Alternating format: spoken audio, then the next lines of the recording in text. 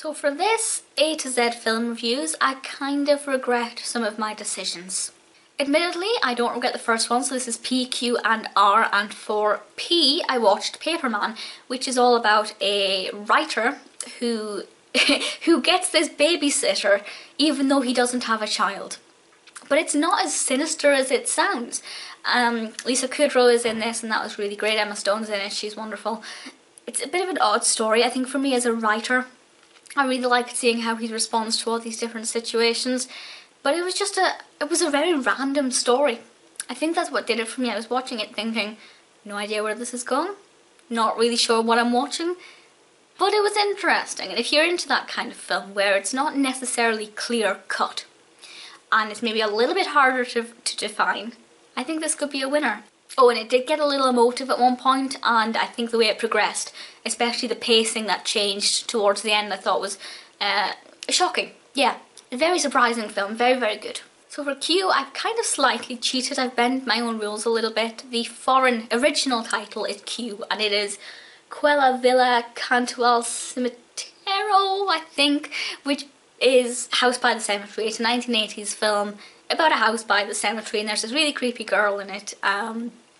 And I think what interested me the most in this is that it was quite heavily cut at the time. The Anchor Bay released the full version a couple of years ago, and that's the one that I watched, I think, and it was perfectly fine. But I can see why in the 80s the level of gore and disturbingness about it would have made parts of it kind of think, no, that's not quite suitable for human consumption.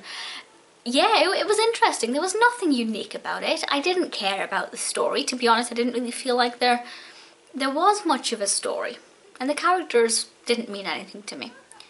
But the gore was just beautiful. However, there was one that I really, really regretted watching, and I really wish I'd read the reviews before I picked it.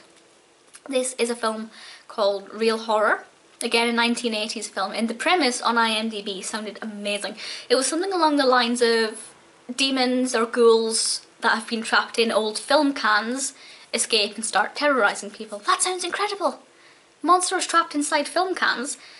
It turns out it's nothing like that. It actually takes genuine old horror movies that have been less than well received and cut these different bits of them together.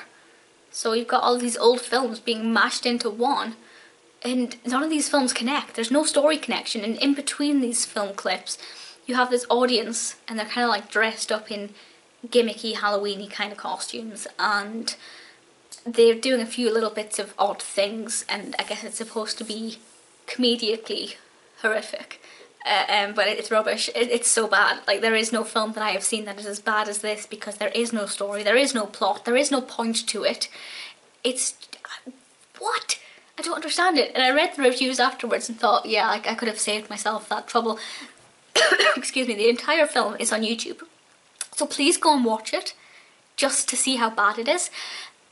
The worst film in the world, it may well be, I'm not sure, because it's not, I don't really think it's a film. I think somebody was just having a bit of fun with editing. Although somebody on IMDb, every review on IMDb was either a 1-star, there was 1 2-star review, and one person gave it a full star review. They loved it, they thought it was like the best thing ever, so not really sure what that says.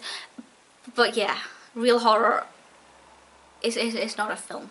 So I only have 2 more A to Zs left in this string of films, so the next one will be S, T, U and V, and then the final one will be W, X, Y and Z.